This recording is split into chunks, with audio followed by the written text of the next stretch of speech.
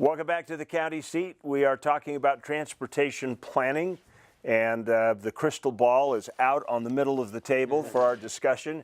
Joining us are two participants in the crystal ball. Andrew Gruber is the Executive Director of the Wasatch Front Regional Council. Bret Millburn, who's on the Regional Council and is a commissioner from Davis County. Let's talk about the legislature really changed how we fund and look and build out these organizations in the last legislative session. We have a unified plan now.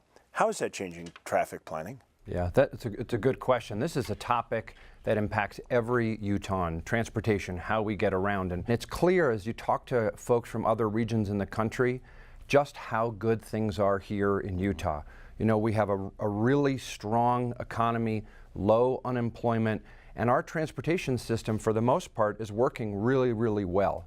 But we also know that we're the fastest growing state in the nation. We're going to add about 2 million more people by 2050. So you think about the impact of all of those people traveling around on our transportation systems and the impact on traffic congestion and on air quality and on our quality of life. And so with all that growth that's coming, we've got to make sure that we're all working together collaboratively to invest in our transportation system and provide choices to people for how they get around. Well, I think that's a really important part, is this choice part. Absolutely. Because there's a lot of talk about forcing people out of their cars, and that seems downright un-American.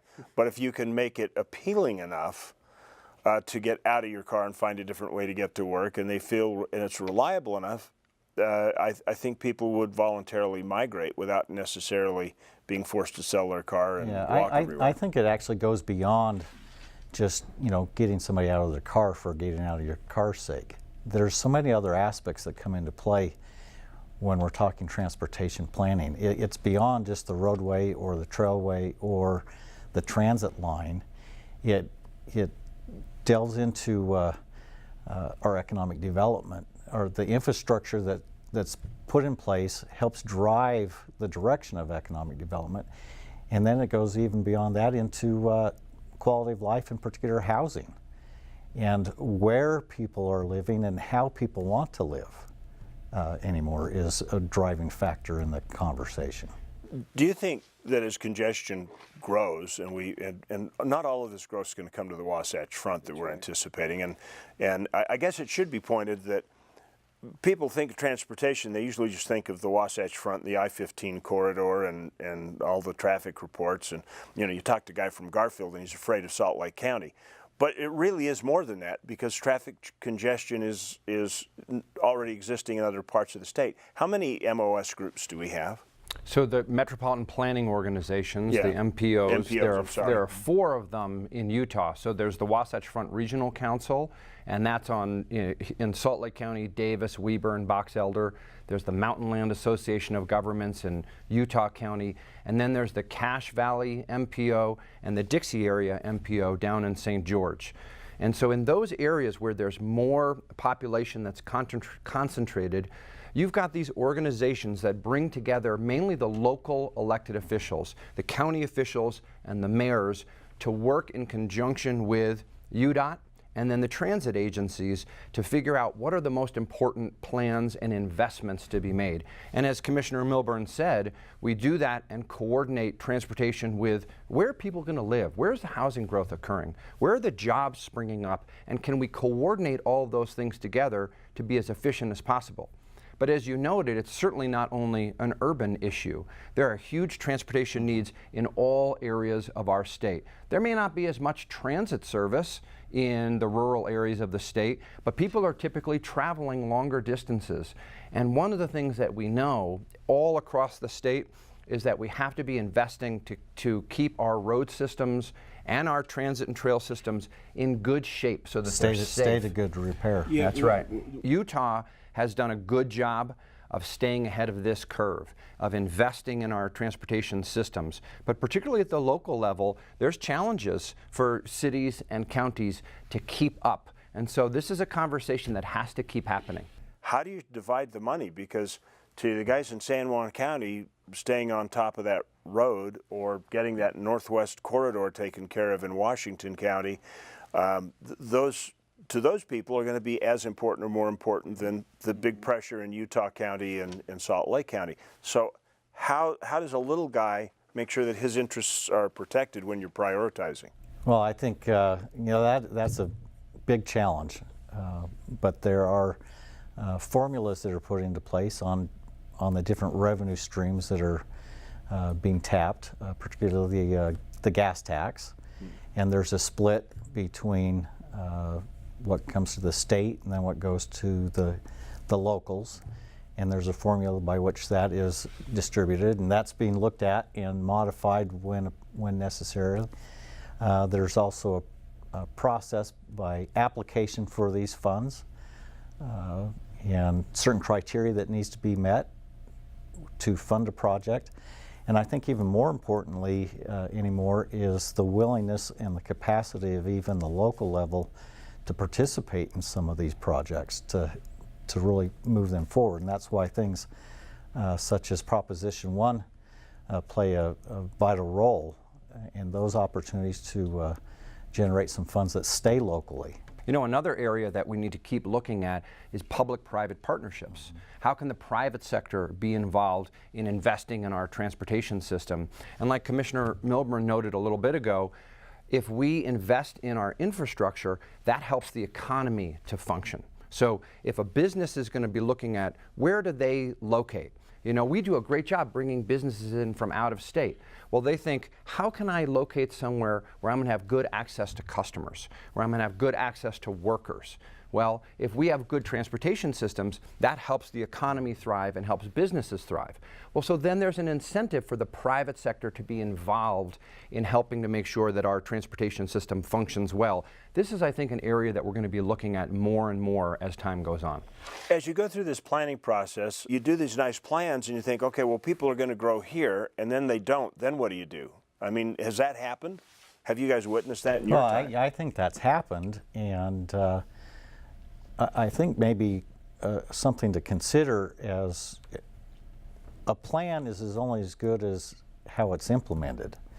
And this is where it gets right back to our local communities oftentimes and their zoning and things of that nature. We can have a plan and we can kind of envision where things are going to go, but if at the local level we don't stick to our zoning that allows to growth within that plan structure, then we do get kind of a sprawl and whatnot. So, and you know, picking up on that, you mentioned, Chad, a few minutes ago, the action that the legislature took. There was a significant change made in the way that we are investing in our transportation system. SB 136, which is Representative Schultz and Senator Harper as the co-sponsors, made a fundamental change to the way we're thinking about transportation. So we've had these plans. Utah is nationally known for having the unified transportation plan that looks out decades into the future. And for the viewers of the show, all the information about the plan is available at unifiedplan.org. But then the question becomes, are the dollars actually following what the plan says? And are the local governments and the private landowners, are they coordinating to move forward and implement the plans? Well, Senate Bill 136, for the first time, says to the state, when the state is making its investments, when UDOT is making its decisions about how to invest millions of dollars all around the state, they need to be thinking about local land use and how that land use coordinates with transportation. They also need to be thinking about economic development. What kind of investments can be made in the urban areas and in the rural areas to bring economic development to our state and coordinate that transportation infrastructure? As you are doing these long-range plannings, are you doing a chicken and egg thing, saying, well, we've got to improve some of that east-west traffic around the Beaver area so that they can have the kind of economic development that they can exploit the energy possibilities that they have? And so is that going into this kind of planning? Is it that detailed? Absolutely. Yeah, those are the mindsets by which we're all operating. It can't be linear in thinking anymore. And when I say linear, not just the roadway or the transit line or the trail, but just even aspects that come into play here. We've talked about economic development, we've talked about housing, we've talked about other things that all come into play on putting that plan together. You know, and I agree with this. You say chicken and egg, and it's a great analogy because all of the decisions around transportation, around economic development, housing, air quality, all have to be thought of at the same time. We have to link those decisions. And that's why it's also so important for local communities, including county officials and county staff, city and other, to be really involved in this transportation process. You can't just leave it to the transportation folks. Just like the housing folks have to be involved at the same time. Everybody working together, all the stakeholders, to say, what's the vision for our community? How do we want to grow? And then what's the transportation system, the housing mix, to bring in that strong economic development? Okay, I got one question for you, a quick answer. How long have you been doing this on transportation? About the last 12 years. Okay. How long have you been working on it? Well, in Utah since 2010, but about 25 years total. Okay. So in transportation, 20 years ago or 12 years ago, what has surprised you in transportation that you weren't thinking of that happened? You can never predict accurately what's going to happen with technology, right? And I'll tell you, my teenage son, 16 years old, it used to be a rite of passage to get a driver's license. Now he says, I'm good, Dad, I'll take Uber. He's not really interested in getting a driver's license. It's more convenient for him. So there's more opportunities for people to use technology and have choices for how to get around. And we know that there's so many changes that are coming, but we don't know exactly what those changes are going to be. We've got to try to design our systems to be able to be responsive and take advantage of those innovations. I think I would agree with Andrew there on the technology aspect and trying to keep pace with it.